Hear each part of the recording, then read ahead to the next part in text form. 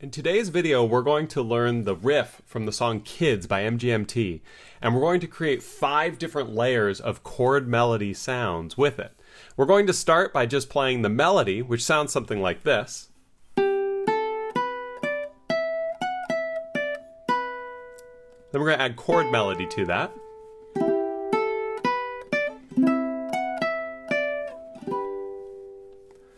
To some finger picking.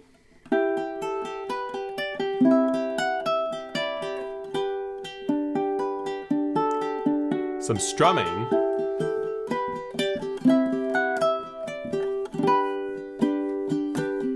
to some double time strumming.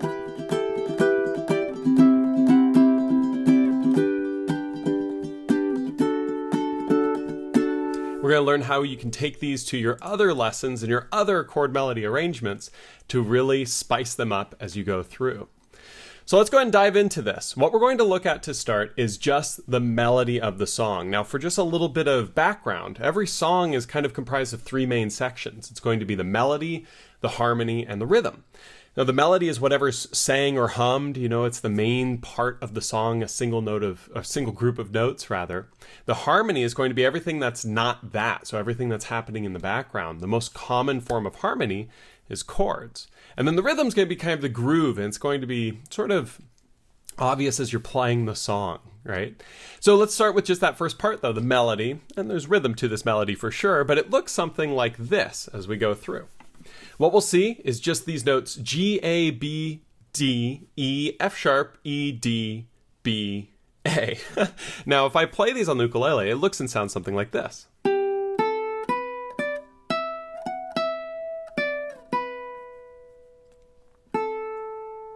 Pretty straightforward. You'll notice that I mapped as many of these notes on the A string as I could, and there's a reason for that. And as we look at the second part here, as we go to the chord melody, this is where it gets really interesting. You see, when I played just that single note line, it didn't sound very full, with not very much depth there. But now as I add the chords to it, or the element of harmony, it starts to sound a lot richer. So with this in mind, you can see the chords are now listed above here. I'm going to add an E minor chord to it.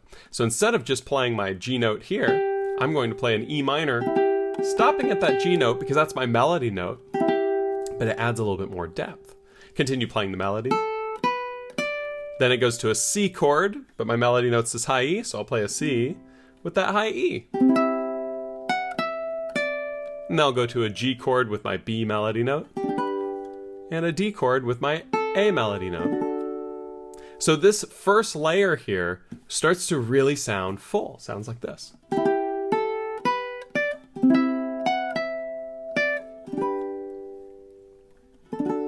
And the reason for this is very simple. Instead of just having a melody, I have a chord melody, also known as a harmony and melody. But the problem with this is it's still a little thin, isn't it, right? And the reason for that is there's all this opportunity for filler. So what we do is we introduce our third layer here, finger picking. Now all that I'm doing here is I'm using 4 finger picking, which means my thumb stations on the G string, index here on the C, middle here on the E, and ring finger here on the A. I actually did a workshop that you can download or stream on my Patreon page if you'd like to check it out. And if you want a copy of this tab that's being shown, be sure to check out my Patreon page. So with this technique in mind, I'm going to now pluck the same sort of stuff.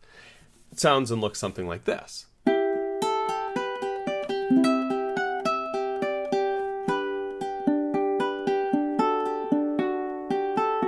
So how did I decide what to do here? Well, it's actually pretty simple. The melody note was that G note to start, right, with the first layer. I'm going to pluck the C and the E strings together so that I have a melody note and a harmony note together. It's kind of like playing a chord, but just one note of the chord.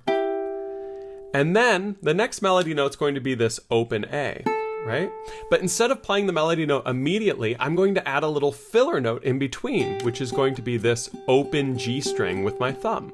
The reason I'm doing this is just to add more dynamics and depth to the arrangement. So what's important is making sure that that note is played a little bit quieter because it is not one of the melody notes. So I play the 4 and the 3, the open G filler, then open on the A, that's the melody, right? I play the G string again just as a filler. And you'll notice I'm playing a high G ukulele. This arrangement definitely sounds best on a high G. Works with a low G too, but you might notice that note is too boomy. As I go through this, you can really start to see how this core melody of is very much present, but now I'm just adding this element of filler. Going into this 10th measure here, same deal. I'm playing through a chord, I'm picking the C, E, and A together, and then I'm playing my open G as a little filler, right? Just to fill out some of that space. Follow with the 9 and 7, which are both melody notes. And then the 5 on the A is another melody note, sandwiched between two filler notes on the G. Now, when this really shines is when you get to this measure 11 and 12 sequence, because now I can pick my G chord and then pick these notes individually. Now, in this case, there's no melody notes anymore, right? I've played that, that's my melody note, pluck the chord, pick these individual notes. Those individual notes are just filler, and this is actually called an arpeggio, which is just playing the notes of a chord individually. Much more interesting than just strumming through and letting it ring for the full time, right? Then when I go on to measure 12 here, I mix it up just a little bit. I'm going to play the D chord that's needed with my melody note of the A, but I'm actually playing this little, it's called a D add 11. It's kind of a fun little spicy voice. I'm doing that just because it sounds cool. When in doubt on a high G ukulele, try your open G string. If it sounds good, go for it. And I'm going to pluck my E and A together, and then my G, C, E, and I'm going to pause for a moment just to add some dramatic effect with that rhythm, and then play the G, A, E. So that measure 12 is this sort of.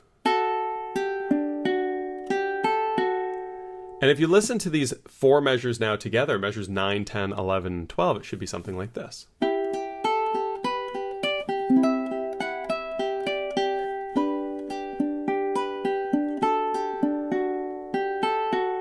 Pretty nice, right? But sometimes in our arrangements, we want a little bit more activity, and this is where something like strumming can come into play. But what we're going to do here is something a little bit crazier than that. We're going to kind of do a strumming and picking hybrid. What we're going to do with this is we're going to use our index finger to actually sort of strum up and pick as it goes through. This is a really cool technique. You'll see players like Benny Chong and Jake Shimabukuro really make good use of this. And Kimo Hussey is really, it's the master of this. It's just so cool. And what it is it's essentially going to be plucking my C and E strings together. So I'm going to station that E minor chord, that we've been playing, but now instead of plucking those 2 strings or strumming through, I'm going to take my index finger, I'm going to kind of hook it right in here as if I'm strumming down and up, and I'm going to come up on the C and the E strings together, keeping my hand more in front as it does this. And then I'm going to play open on the G with my thumb as if it's a down strum. So you'll actually see there are strum markers here. The little V means an up strum, in this case up with your index. And then the little 3/4 square is a down, in this case a ghost note with the thumb. Then we're gonna come up on the A. And when we do that up on the A, we're using our index finger. Now, if you only hit the A string, totally fine. What if you accidentally hit like the E and A and C a little bit? Also totally fine. We're creating depth as we do this to create these different sounds. And you repeat this throughout this whole bar, all of measure 13.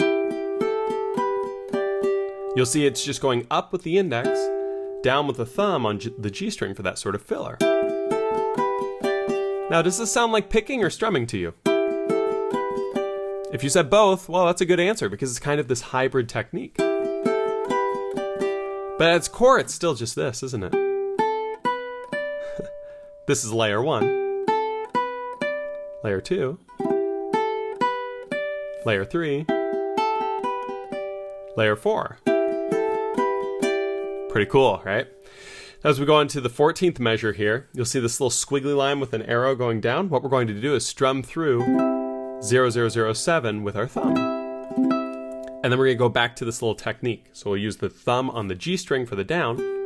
And then we're going to use our index. We're going to come up on the 9 of the A string. And then you're going to come up again on the 7 on the A string. And then the ghost note. So you'll see it's kind of doubling up. and then you're gonna move down to 5, and the ghost note again. So measure 14 is this sort of really complex, right? There's a lot going on, but you'll see that it's the same sort of thing. It's just going, or now it's just adding this extra layer, right? And then from here, what we want to look at is the next part on the G chord. We're going to strum through with our thumb. And then after this, strum through with the thumb, we're going to use our ghost note, come up with our index, and we're going to miss going down, and then come up again, and then down and up.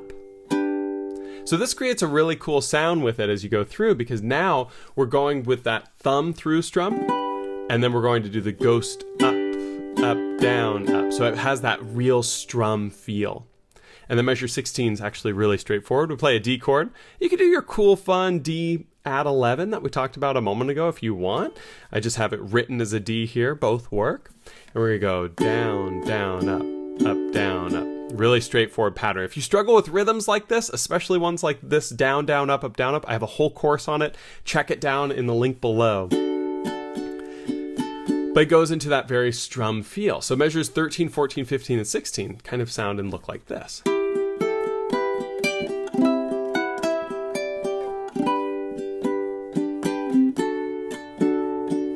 And you can hear now we're really finger-picked and strumming together, which is really neat.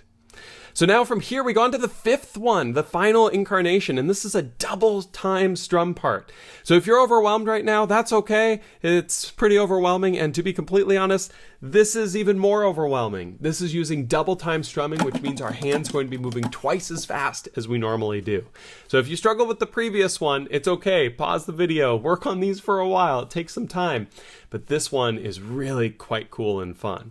If you want extra work on strumming, that strumming course that I mentioned before is linked down below, and there's a whole module on double time strumming and ghost note stuff that you can work with. But let's go ahead and dive in, take a look at what it is here. In this case, it's going to look like this for the first measure, which is just insane, isn't it? We're going to start with an E minor chord, but we're going to mute the A string with our index finger. The way we do this is we just fret normally, and then our index just comes off a little bit to make sure that string is no longer ringing. What we're going to do here is a really complex pattern. We're going to go down, ghost up, and that's going to be both our melody note and our filler note. So what this means is I'm going to do a down strum. That's my melody note of that. The ghost up, meaning a ghost note with my thumb, and my up with my index finger, is going to be filler. Then I'm going to play my next melody note, which is open on the A string. So I take that off, do a down. I'm going to do a ghost up for filler. So it goes like this. And then as I go forward, I'll go to the 2 on the A string, my next melody note. And that's going to go down, ghost up. Then the next melody note, 5 on the A, down, ghost up. So it's the same pattern as it goes through. Down, ghost up, down, ghost up, down, ghost up, down, ghost up. Kind of crazy, right? But it's just playing this melody with these sort of ghost ups in between for filler. So it looks and sounds something like this. Again, if you've never played this style strumming before, be sure to check out that course. But man, it sounds cool when you start to get it. As we go into the 18th measure here, you can see the whole thing. It's going to be a big strum pattern, basically, with ghost note strumming and the double time aspect of 16 notes going in between. If this looks confusing, you're not alone. This is confusing, difficult stuff. But what this looks and sounds like is something like this. And what you'll notice is this is just more of the same of what we were working on a moment ago. It's very intricate, but it breaks down like this. Down on the 0007, ghost up for filler. Down on the 0009 for melody. Down on the 0007 for melody. Then filler, ghost up on the 0007. Down on the 0005 for melody. Ghost up for filler. So it's the same quantity of everything, but what's different is instead of it being even, where it's always melody, go step, melody, go step, melody, go step, melody, go step. It's going melody, go step, melody, melody, go step, melody, go step. Again, it's very confusing if you haven't seen this before, but when you listen to it, it sounds really good like the song. And what's nice about this is from here, when we go on to measure 19, we do a basic pattern. It's still not easy, but it's going to be this sort of down, go step, down, go step, down, go step, which is one of the patterns taught in my course. Essentially, we're going to go with a down strum. We're going to bring our hand up, ghost note. Then we're going to bring our hand up, down strum. Bring our hand back up, ghost, up, ghost, up, ghost. Come back up, down, come back up, ghost, up. So it's that sort of.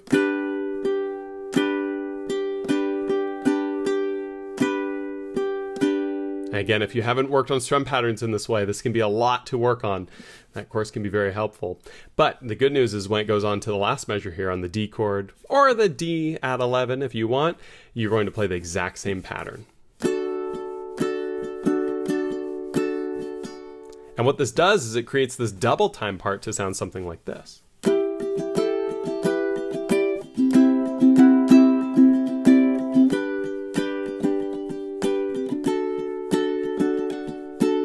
And what's so cool about this is now when we look at each part, we can clearly see all of these elements of depth added, starting with just the melody.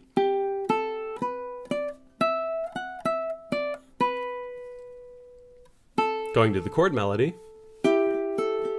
Oh, I started doing the strumming with that. I'm getting too excited. Just the chord melody is even simpler than that.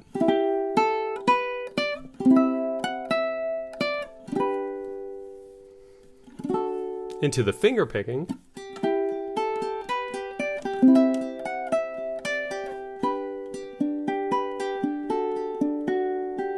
Into the strum picked melody.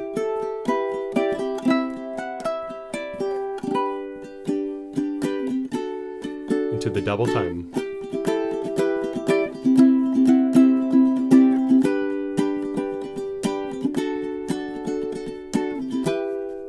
And there you have it. I know this lesson has gone a lot faster than other lessons I do, because my hope with this is more to show how you can add depth to arrangements using a variety of different techniques. This starts at a very basic, simple level, right? Just playing the melody. And then it moves towards that next level of chord melody, adding that basic harmony. And if you're a newer ukulele player, just playing those two things might be enough. If you're a more advanced player, you can kind of work down. And honestly, if you can do the fifth thing, you're a pretty good ukulele player. And hopefully seeing things in this way can help open up things in your arrangement as you go through. Now again, if you'd like to download a tab of this, it's actually an extended tab. Check out my link down in the description for my Patreon page. Every month we do a song vote. This month's winner was actually the Bach Cello Prelude, beautiful piece of music. But this was in second place, and I couldn't resist making a video on this, talking a little bit about it. So if you have any questions with what we covered here, which I'm sure you will, and please leave a comment down below so I can hope to answer them. I always try to take a look at all those different questions. Otherwise, I hope you all have a fantastic rest of your day, and look forward to seeing you guys next time on the next tutorial. Thanks so much.